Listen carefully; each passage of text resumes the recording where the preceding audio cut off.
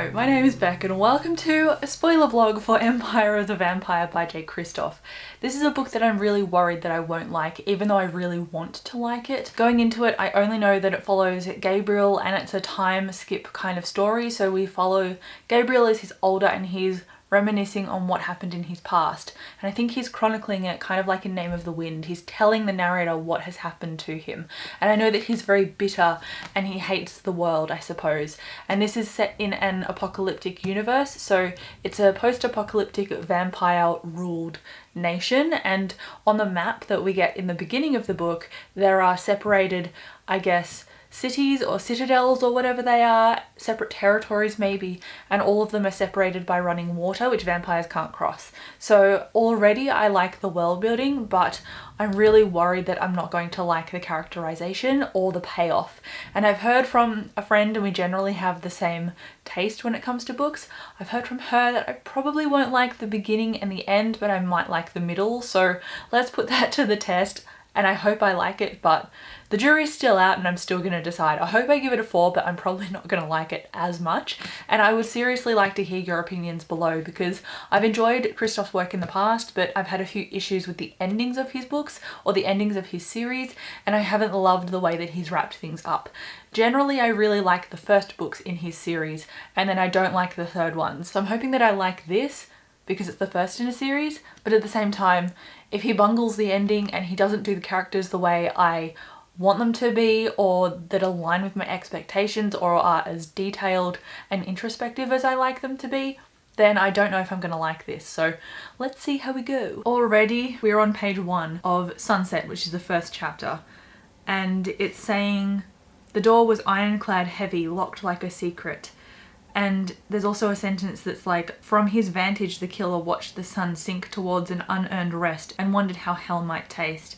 It's already quite dramatic, and that's something that while I loved it on my first read through of Nevernight, I'm not probably going to like it on a reread because it's just very dramatic writing for me. It's very over flavored and I don't read books for this kind of style. So I think personally I've outgrown Christoph's style, and I was hoping that wouldn't be the case with this book, given that it's an apocalyptic fantasy and it's supposed to be adult. I'm really worried that I'm not going to like it, and judging by the first page, I don't think I will, but I'm going to soldier on anyway. Maybe this is better done on audiobook rather than physically, because I've heard that the pace is quite slow, but we'll see. I'm only on page 9, but again, this character is reading like an older but male version of Mia. And when it comes to another book that an author has written, I feel like they need to grow with each book, and I don't feel like Christoph has grown at least 9 pages in. Who am I to judge?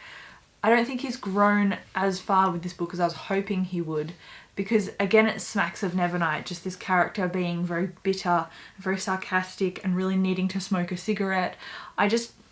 It really smacks to me of Mia's personality, and when you're writing an adult book, you don't want it to have that kind of tongue-in-cheek self-aggrandizing personality. I mean, at least I don't read books for that, so maybe that's why I'm just noticing it, because I was anticipating that I wouldn't like it based on the tone, and that's what I'm noticing. So I think I just need to chill. Hopefully I do like it. Hopefully I like things about it, because I already like the way the vampires are portrayed, and I knew that going in. I knew the world building would be great, and I've heard J. Christoph talk about this with the vampires, how they view people as food rather than as people because they're so used to preying on them. So I think that's something that I'm going to like about this, and I also know that there's going to be a religious cult in here, and Gabriel used to be part of the cult and now he's left it, and he's been killing vampires. He said a few pages ago he's been killing vampires or hunting them since he was 16, and he's now about 30. So I'm interested to see where he's come from, what he's learned, and what tensions have come from that. And he's also talked about his lady, and so I imagine he has some kind of lover or wife or something, but it's only given us little tidbits of detail. He's currently in a cell and he's being interviewed by a French guy. I think he's a vampire. They're called Cold Bloods in this book, and I think this is the guy that Gabriel is going to tell his story to, but that may change. I don't know. They're in a jail in a room with a table and chairs, so I assume that that is the perfect scenario for Gabriel to tell everything. of his story. Why? I don't know, because at the moment he does not trust this guy and he wants to kill him, so we'll see what happens. Something I've noticed about this is the way that it's told by Gabriel narrating it is there are quotation marks every time, and I think the reason why I loved a book like Name of the Wind was because it immersed you in the memory and it made it seem like it was Quoth's perspective, but when it pulled back and it went back to him in the tavern telling his perspective, it was reduced to dialogue, whereas the way it was described, it felt like you were back in his young self again. And with this, I'm very presently in Gabriel's self as he's older and he's telling the story. So I feel removed, and I don't dislike it, I just wish I was more immersed. It is getting all the detail across, so it's technically doing what the narrative is supposed to do, but it's not really immersing me as much as Name of the Wind. And to be fair, that is one of my favourite books ever, and I see the formula in this is very similar to that. So it is something that I've liked before. So that's what I'm trying to carry into this one, but it's not working for me as much as I'd like. To be fair, I am only 26 pages into it though.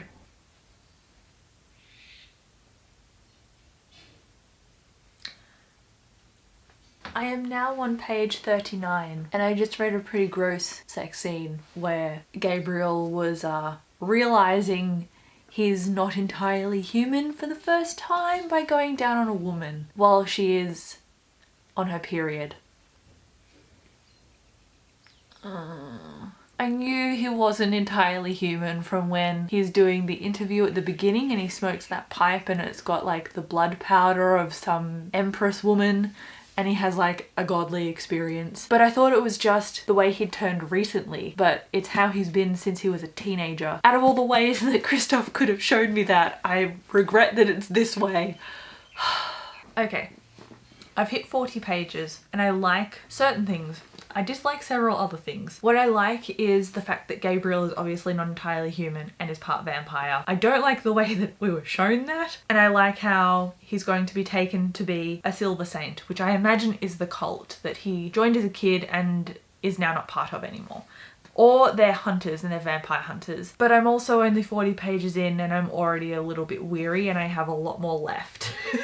So I think I'm going to be reading a bunch of stuff off camera to try and catch up, and then I'll read tidbits in front of camera. I don't want to do an entire reacting to the book because that's going to take a long time to film. I'm going to just read and not film, and then I'll update as I go. Hello again. I'm now 200 pages or so, around 200 pages into this book, and all of the stuff that I said in my initial sequence of clips when I'm wearing the blue jumper still very much stand, which is quite disappointing. I am just reading this to get to the middle bit because apparently in the middle bit there are going to be side characters that I can get invested in, and then obviously the ending is going to be hopefully decent, but it's really a slog at the moment. There was a character introduced named Dior. He's another vampire hunter and Gabriel just seems to hate him because he's pretty. And I'm like, is this the girl hate girl trope but just not girls? It seems like a very vain and petty reason just to not like someone. And Gabriel strikes me as the kind of character that got bitter later in life but was just angry and aggressive earlier in life. So what reason does he have to not like this guy other than him being pretty? And going back to Gabriel when he's gone in a flashback when he's about 15 or so and he's an initiate, I think it felt very YA. This entire book has felt like J. Christoph trying to write adult, but it just feels very YA still. It doesn't quite get the depth and the tone that I want out of an adult book, especially when each chapter, which is something that's really frustrating me, one chapter every now and then might not do it, but it's consistent across a fair few chapters after getting so far into the book. Every chapter is ended on a one-liner, and that one-liner usually has the F-bomb dropped into it for dramatic effect. But this just feels like an adult version of what Nevernight could have been, with more swearing on the page than was allowed in Nevernight because it was in the young adult category, even though it was supposed to be marketed as adult. That this is just a lot more bloody, and it's got the F-bomb on basically every page, and a character swearing a lot is not enough for me to believe that it's an adult book. It's got to convince me otherwise, and it's really not doing that so far. In my notes, I've written that the dialogue is very much like Nevernight, but with more edgelord swearing in it. And it just reads very cartoonish for that reason. It feels like it's being dramatized for me rather than immersing me in what the book is trying to do and to show me. It just really feels like I'm seated in the back of a theatre and it's trying to grab onto me, and it's not really working whatsoever. I'm kind of just looking down on it and going, it's not really doing it for me, and it's really not doing it for me so far. It has been quite an effort to get this far into the book. Also, my god, the talking sword, why is that here? When it appeared, I was like, I'm gonna DNF this book. I'm gonna DNF it. But I've also committed, obviously, to doing a spoiler vlog, so it's not DNF'd yet, but I was like this close to DNFing it. It really smacked of Brandon Sanderson's Nightblood, the sword Nightblood in Warbreaker. And so when it appeared in here, I was like, hang on, this is a very Brandon Sanderson thing to do. And the fact that these characters are being told to me through Gabriel's perspective in like a Name of the Wind kind of format, I'm like, oh, okay, so it's Warbreaker, a Name of the Wind. And when I'm reading about it, there are certain elements of the vampire hunters being seen as these people that aren't quite human, but they're not quite the enemy either. So they're not human and they're not technically monsters. So they're kind of like The Witcher in that they are monsters almost, but then they kill monsters. But when the monsters aren't around, they're considered the monsters. So I was like, is this Name of the Wind, Warbreaker, or The Witcher, or is it Empire of the Vampire? It was just really giving me a lot of mixed vibes.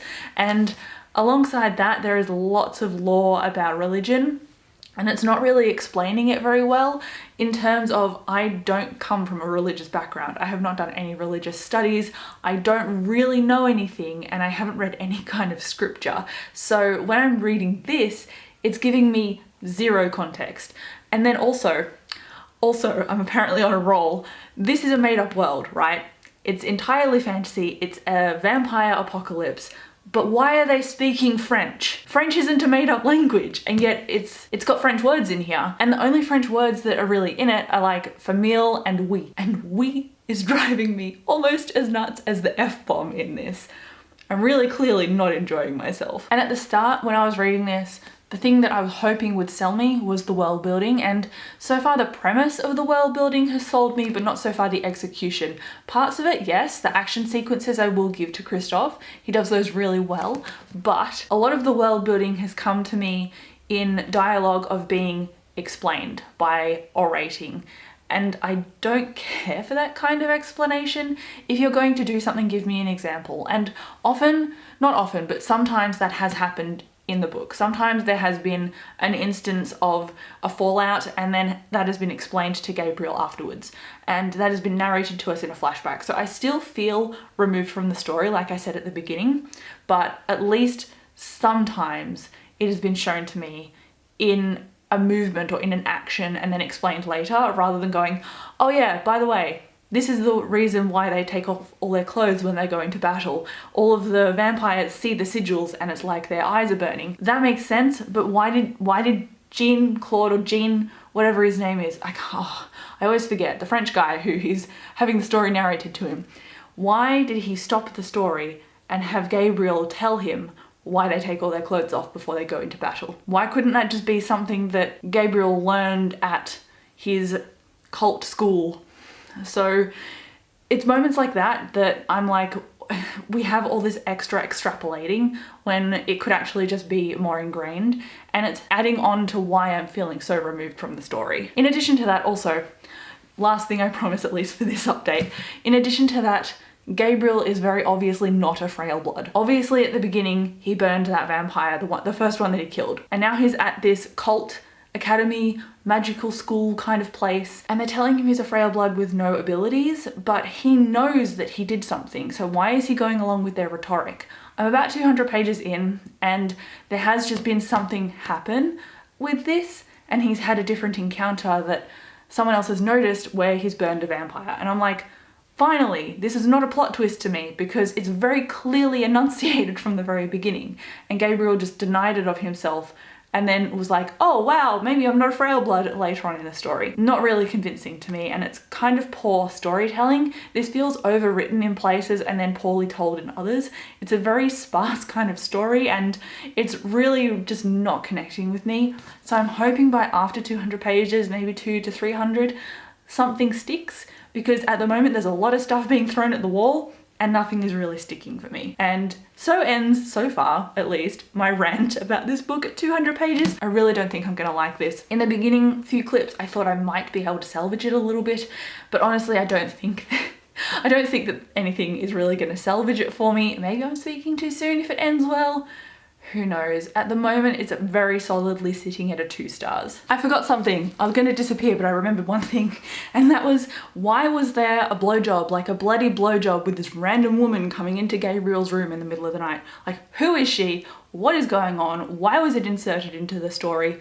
Why was it inserted other places? No, I'm not going to make that joke. Why? Why did it happen? We weren't foreshadowed. It just seemed gratuitous to me. And that is not a reason to put it into a story. The sex scenes are part of the reason I think that this gets so much hype, because of the smut scenes in Nevernight as well. And if I'm being perfectly honest, the Nevernight and that series smut scenes were very well written, but it feels like they've just been thrown in here cheaply, and that's what's kind of tried to sell it.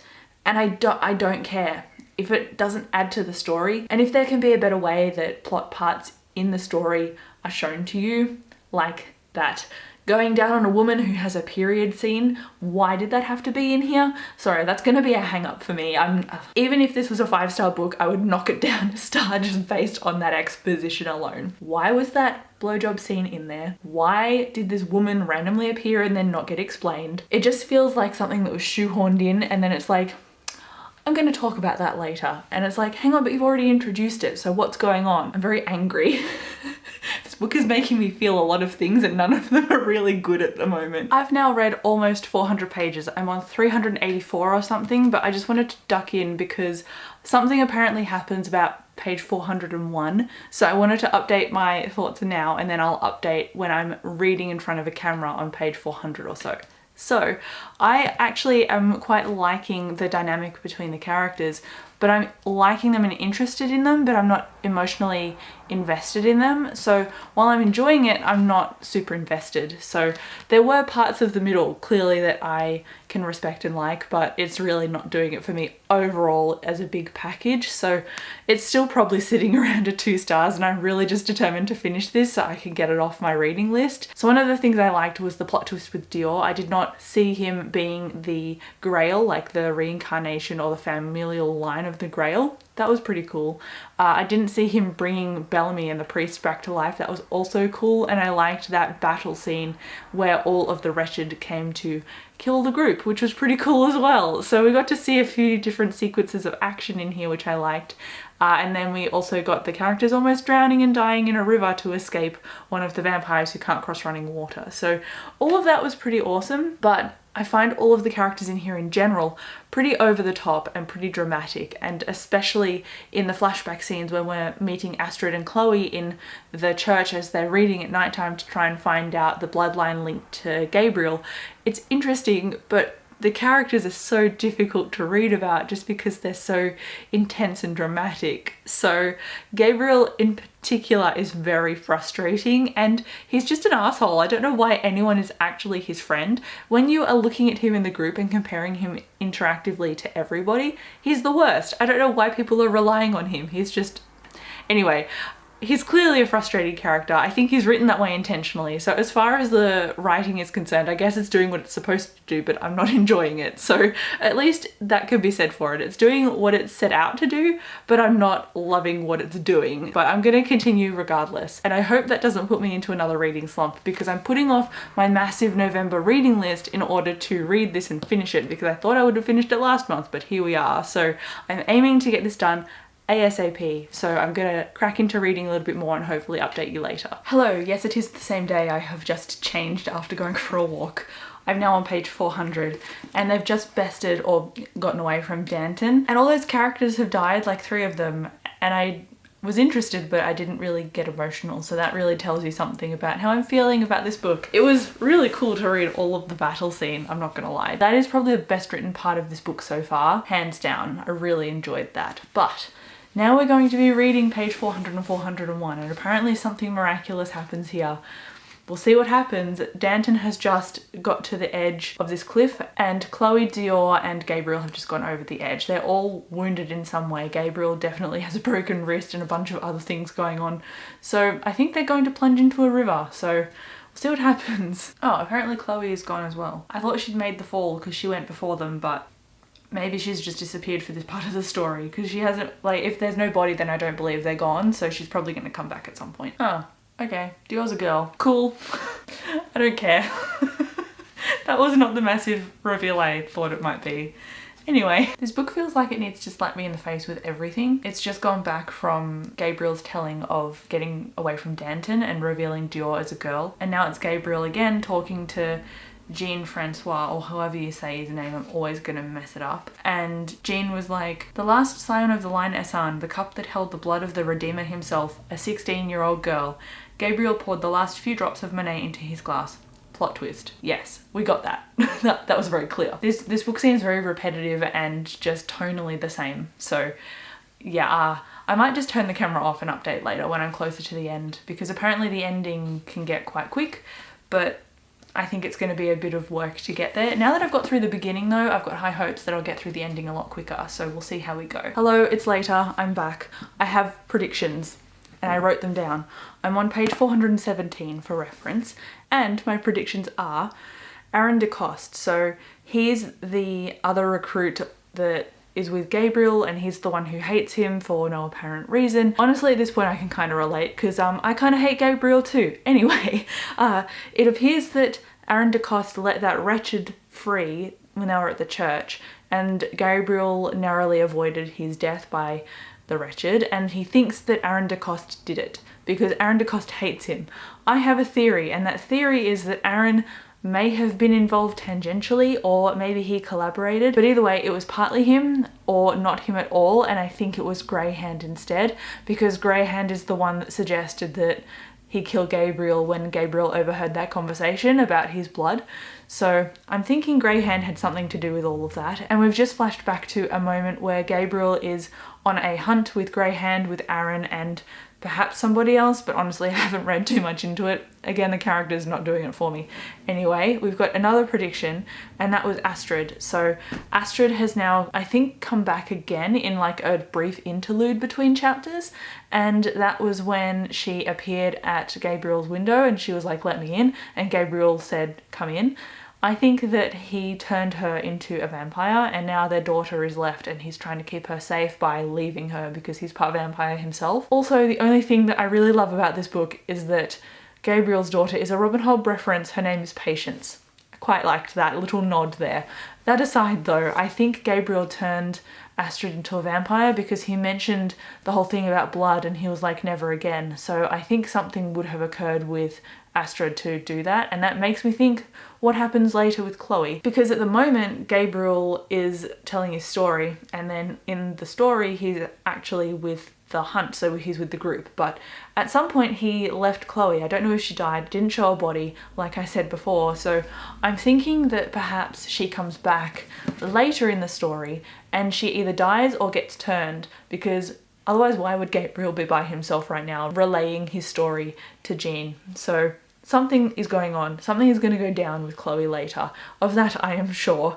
And also I'm not entirely sold that Aaron DeCoste did something to free that wretched. I think somebody freed the wretched, but I don't think it was Aaron, so we'll see if my predictions come to a head or not. I would like to report that I'm now on page 522, and I just want to mention something before I dive into the end and then react to the last 50 or so pages. Gabriel has just included two characters, Aaron DeCoste and Baptiste Saint-Isabel, on his list of we should raise a toast to them, but he's included them on a list with people who died.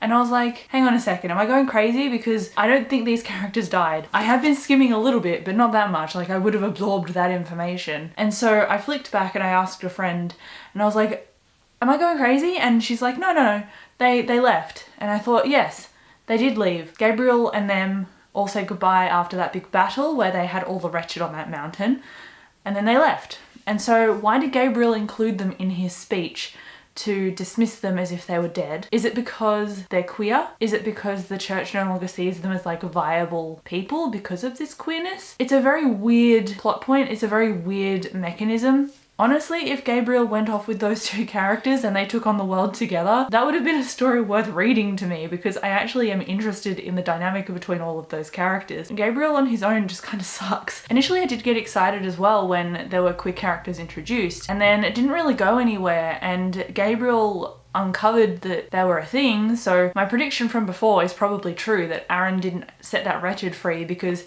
he was meeting up with his lover instead, and that's why he was out after dark and in a weird place that wasn't to be expected, because he was meeting up in secret with a lover. I still think I'm right. Like, maybe not Greyhand, probably Talon, because I just repressed Talon because he's so annoying and contrived, but he's the, I guess, the trainer of everybody, and he treats everybody like absolute garbage.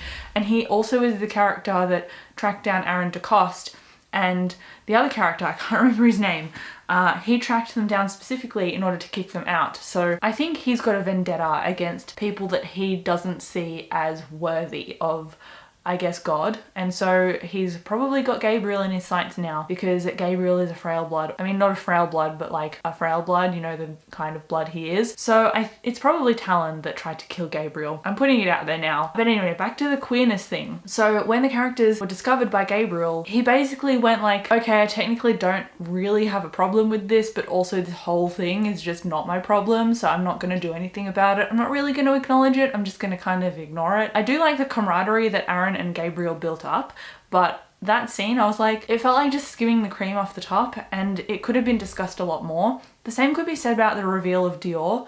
It feels like that was just like dangled on a carrot in front of a donkey's face and then whipped away, because it felt quite surface, and that's what this whole book has felt like to me. It's felt like all of the surface stuff that Christoph thinks a book should be, and it's actually not diving down into the stuff that I'm interested in and that gets me fully invested. Like, I'm vaguely interested in the side characters, but now they're all dead, and I'm kind of interested in Aaron DeCoste as well, actually, more so than Gabriel, but it's just written him off because potentially he's a side character and he's queer, and it just feels very tokenist. It's quite disappointing. I don't know, there's just something about it that's rubbing me the wrong way, and it may get addressed later, but it's not been addressed now. And if something is going to happen within one book and then not get addressed until the sequel, it's a little bit difficult for me to gauge. I'm probably not going to read, actually I'm definitely not going to read on, so it's a bit disappointing to see that kind of occur. I don't know, I'm just really not vibing a lot of the things that are occurring in this book. There are a few things that I've enjoyed, and that was the battle scenes. I felt they've been vivid and climactic, which is pretty cool. I like when they're fighting the vampires and all of the lore that comes with that, how it's very old hat vampires and not like Twilight Stephanie Meyer kind of fall in love with vampires kind of era. They are definitely predators, which is pretty cool. And then that very, very recent scene where Gabriel melted, I think, Lauria's face off.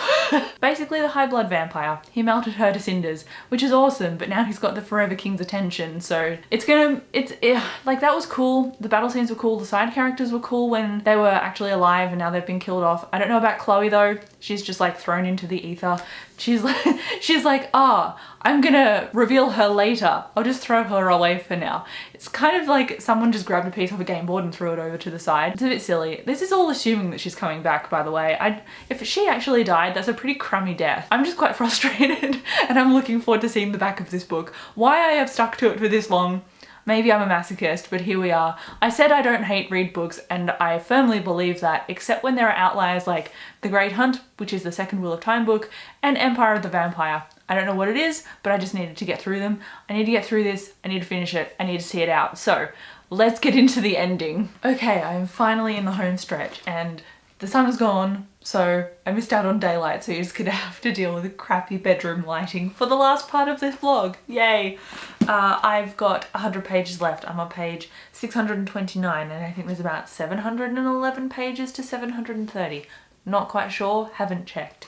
Either way, Gabriel and Dior, I actually quite like them as a team, I guess, because we're in a flashback with them now. So we find out on the back of that plot twist of Dior being a girl. Now we're with Dior and Gabriel, and they're trekking to San Mission in order to bring the Grail, which is Dior, to the right place in order to end Dea's death, which is why the Earth in this world is constantly in a state of darkness and winter, and therefore lets the vampires and the wretches thrive. So that's ultimately what they're trying to do, which sounds very Nevernighty to me. I'm gonna try and put all that stuff aside. This is a new book, even though Dior is basically like Mia. Anyway, I quite like the dynamic of the older, kind of weathered, bitter mentor, and then the younger person of the duo being a young woman. I like that general vibe, and that's why I quite enjoyed The Witcher with Geralt and Ciri, but it's not done as well in this with the banter. I still find the banter very over the top and very dramatic. It's just slapping of more of that, which based on all of this, it's not really different, it's more of the same. So what can I expect? The same. And yet I am complaining still. Here we are. So now I'm going to read some more and hopefully finish the book. Oh yes, Baptiste and Aaron are now back. And obviously they're still together and they're older. And Gabriel has just appeared on their doorstep with Dior. And the fact that Gabriel is now captured by a vampire who he is retelling his story to, and none of his friends seem to be present at all, and he's not even concerned about them being in another like jail cell with him in the same jail. It makes me think that either everybody died or nobody saw Gabriel disappear. Like he disappeared after he was separated from them or something. And also I think Chloe was confirmed as being dead, and I was like, great, that's, like I said before, not a very good ending. I'm convinced that something is going on with Astrid and Patience. Every time a character brings up Astrid and Patience, Gabriel is dismissive. And Aaron actually says, "Where are Astrid and Patience, Gabriel? Waiting for me. At home? Where else would they be? If they're at home, why are you here?" So given that he keeps getting visited by this kind of vampiric weird entity, I think it is Astrid and she is turned. And I don't know what's happened to Patience, if she's also dead or if she's alive and turned as well. I'm not really clear. Something is going on there, and I feel like it's going to feed into the reveal at the end. Knew it! Basically, Dior grilled Gabriel about Astrid and Patience, and she was like, "You always talk about them in the past tense in your dreams. They're at home because you buried them there." And now Gabriel is going over the chapter called The Worst Day, which I imagine is when the Forever King caused the death of his family, or turned Astrid, unbeknownst to Gabriel until a later date, into a vampire. I'm not sure. Something's going on. Also, that entire exchange with Dior was supposed to be intense and emotional, and it probably was, but because I don't really care about the characters, it was just kind of something that confirmed my suspicions. Okay, so it wasn't Gabriel who turned his family accidentally or by tense situation into vampires. It was Fabian Voss who killed them, or at least killed Patience when she was 11, which is why Gabriel always says that she's 11 to everyone who asks. Fabian Voss is the lover or the partner of the high blood vampire that Gabriel melted before that battle, and he's been her lover for 300 years, so Gabriel really messed up when killing her, apparently. For some reason he managed to track the family down in this old like backwater lighthouse, and now he's just killed Patience. I don't know what he's done to Astrid. The book did that fade out scene where they made the main character pass out. Even though we're getting the story narrated to us by Gabriel, in actuality, Gabriel in the past is just blacked out. So for some reason, we're having a transition of chapter. The fade out frustrates me if you couldn't tell, but it is what it is. Oh, okay. It seems that Gabriel had to kill Astrid because she got turned into a vampire by Voss. I was kind of right, she did get turned into a vampire. Doesn't explain why she's been haunting him this whole time. Is it just a figment of his imagination? It seemed like he killed her. I'm confused. I found a lot of this book to remind me of a video game called Bloodborne, which is set in like a medieval, fantastical fantasy world. Kind of reminiscent of like London perhaps. And you fight as a hunter in this hunter's dream where this plague racked everybody and turned them into vile monsters, and now you have to fight them. And now as a hunter, you rely on blood in order to use as currency and to level up, and you collect blood files as health and everything. And so when Gabriel is talking about his blood as the sanguimancy kind of thing, how he can sense it when Dior obviously didn't keep a promise and ran away, it feels very Bloodborne to me. And I'm not saying this book is reminiscent of Bloodborne like he's copied it, but I know that Jay is a fan of Bloodborne and I've seen him tweet about it because I've played Bloodborne, and as hard as that game is, it's really cool. I like the kind of nods to Bloodborne that we're getting with the whole blood being used in magical ways. But side note, I hate the way that he writes magic with a K, and chemistry and ancient instead of ancient. All that stuff frustrates me, but I know it's his world building, so I can only complain to a certain amount. Okay, so the cool thing is Gabriel decided to believe in Dior, and now his tattoos work again because he has faith in something like Aaron told him to have. But why do the vampires talk in old? Know ye my dread king and father, in whose affairs ye now meddle. Everyone else in here is tossing around the F-bomb as if they're in contemporary slang. Just why don't the vampires do the same thing? Huh. Page 688. Chloe is not dead. If you don't see a body, they're not dead. I've just realised I've been wrong all this time. The church isn't the cult, the Inquisition is the cult. I don't know what I've been talking about. It seemed very cult-like when Gabriel first joined, honestly, to have them sacrificially murder someone and then tattoo everybody when they get to a particular rite of blood passage. I mean, never mind, I take back what they said. They're gonna use Dior in a ritual and sacrifice her, so I guess they kind of are the cult. It's just been revealed that Gabriel's sister Celine is not dead, and she is actually that weird vampire Liath, which is a title, not a name. And Gabriel was like, why didn't you say anything when we first met, when we fought at Saint Gualam, we're blood? Why didn't you tell me? And she says, because everything I have suffered, everything I am is because of you. Because I hate you, brother. So why did she just save his life? To save Dior. I don't know. It's more of a sibling thing. Again, that occurred in Nevernight. This book just feels like Nevernight but vampires. So everyone's dead, and Chloe got stabbed. And Dior is not dead, thankfully. And Gabriel is still angrier than ever, but this begs the question, how did Gabriel end up in the High Vampire's custody? Did he go with his sister? I'm finished. The ending made it seem like Gabriel was in the future, and he was looking out at the sunrise. So the story is like, by the way, Dior is the Grail, and they ended Dade's death somehow, but it ended on us not knowing who or how Dior did that, and it also ended on a cliffhanger with Gabriel's sister, which it seems like an okay twist, and it wasn't really foreshadowed very well. Like, I thought there was going to be some kind of interaction between them. Surely wouldn't she have reacted more deeply or more strongly at meeting Gabriel in person? This book is a 2 stars for me. I'm just really glad to see the end of it. If you've read it as well, let me know what you loved and hated down below. I'm sure lots of people are going to love this book. I'm very unpopular in my opinion, and this is going to be my last J. Kristoff book. He's not my style anymore, he's not my tone anymore, and clearly I was quite frustrated by the dialogue in here. I liked the world building, I liked the vivid action sequences. That was the only thing that was a standout for me in this book. I liked the pairing up, which was kind of reminiscent of The Witcher in terms of having the old brooding guy and the young apprentice. That's really the only trope that I liked in here, and even then it was done in a very dramatic way and all of the characters were very over the top. So I'm happy to see the end of it. Thank you for watching. I'll talk to you in the comments and I'll see you in my next video. Bye.